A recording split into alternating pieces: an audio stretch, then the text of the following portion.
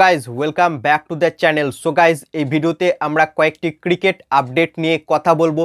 তো শুরুতেই কথা বলা যাক কেকেআরের অধিনায়ক শ্রেয়াস আয়ারকে নিয়ে। তো রঞ্জি ট্রফির ফাইনালে দুর্দান্ত কামব্যাক ব্যাট হাতে শ্রেয়াস আয়ারের। হ্যাঁ ফ্রেন্ডস, রঞ্জি ট্রফির ফাইনাল ম্যাচের দ্বিতীয় ইনিংসে ব্যাট হাতে 95 রানের এক কামব্যাক ইনিংস খেলেন শ্রেয়াস আয়ার, যেখানে বিসিসিআইয়ের সেন্ট্রাল কন্ট্যাক্ট থেকে বাদ পড়ার পর অনেক সমালোচনার মুখে পড়েছিল শ্রেয়াস আয়ার।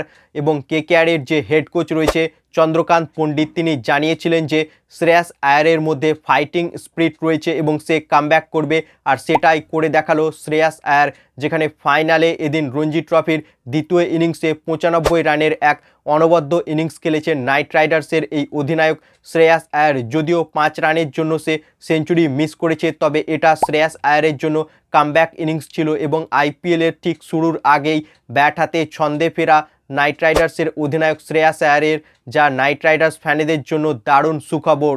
নেক্সট আপডেট হচ্ছে কেকেআর প্লেয়ার মুজিবুর রহমানকে নিয়ে। তো মুজিবুর রহমান এই মুহূর্তে ইনজিউর্ড রয়েছে, অর্থাৎ এই মুহূর্তে আফগানিস্তান ও আয়ারল্যান্ডের মধ্যে সিরিজ চলছে এবং সেই সিরিজে খেলছে না মুজিবুর রহমান, অর্থাৎ সে কিন্তু চোটিল রয়েছে এই মুহূর্তে। এবং মুজিব যদি এবছর আইপিএলে না খেলতে পারে, সেক্ষেত্রে কেকেআরের কাছে একটা অপরচুনিটি রয়েছে সারফারাজ খানকে দলে নেওয়ার। হ্যাঁ ফ্রেন্ডস, কয়েকদিন আগে একটা রিউমার শোনা যাচ্ছিল যে গৌতম গম্ভীর নাকি কেকেআর ম্যানেজমেন্টকে জানিয়েছিলেন সারফারাজ খানকে দলে নেওয়ার জন্য।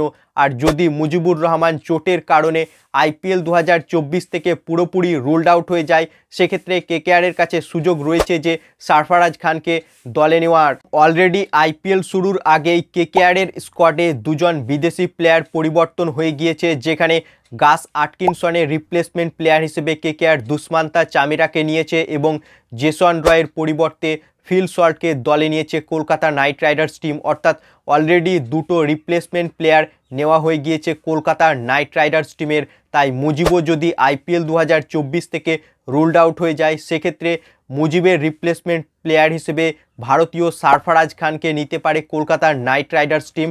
কারণ মুজিবের এমনিতেই কেকেআরের স্কোয়াডে কোনো প্রয়োজন নেই, কারণ অলরেডি কেকেআরের কাছে অনেকগুলো স্পিন অপশান রয়েছে, যেখানে সুনীল নারিন রয়েছে, তাছাড়া বরুণ চক্রবর্তী, সুয়াস শর্মা, অনুকূল রয়, নীতিশ রানা, অর্থাৎ স্পিন বিভাগে একাধিক অপশান রয়েছে কলকাতার নাইট রাইডার্স টিমের। তাই মুজিবের জায়গায় কোনো স্পিনার কেকেআরের স্কোয়াডে না আসলেই ভালো। আর যদি সারফারাজ খানকে তারা নিতে পারে, সেক্ষেত্রে অনেকটাই মজবুত হবে কেকেআরের স্কোয়াড এবছর আইপিএলে। পরবর্তী আপডেট হচ্ছে কেকেআরের ওপেনার রহমানুল্লাহ গুরবাজকে নিয়ে। তো আইপিএল শুরুর আগেই রিসেন্টলি ব্যাট হাতে কিন্তু দুর্দান্ত ফর্মে রয়েছে এই আফগান ওপেনার গুরবাজ, এবং এদিন আয়ারল্যান্ডের বিরুদ্ধে তৃতীয় ওডিআই ম্যাচে 51 রানের এক অনবদ্য ইনিংস খেলেন কিন্তু রহমানুল্লাহ গুরবাজ। এবং আইপিএল শুরুর আগেই লাগাতার পারফরমেন্স করে কেকেআর টিমের উপর কিন্তু চাপ বাড়াচ্ছে এই আফগান ব্যাটার। এবং এবছর কেকেআরের কাছে দুজন বিদেশি উইকেট কিপার রয়েছে, ফিল সল্ট ও রহমানুল্লাহ গুরবাজ। তাই তোমাদের কি মনে হচ্ছে এবছর আইপিএলে গুরবাজ কি কেকেআরের প্লেইং 11-এ সুযোগ পাবে, বা তোমরা কাকে দেখতে চাও? গুরবাজকে কি তোমরা কলকাতার নাইট রাইডার্স টিমের প্লেইং 11-এ দেখতে চাও? তোমাদের কি মতামত তা কমেন্ট বক্সে লিখে জানাও।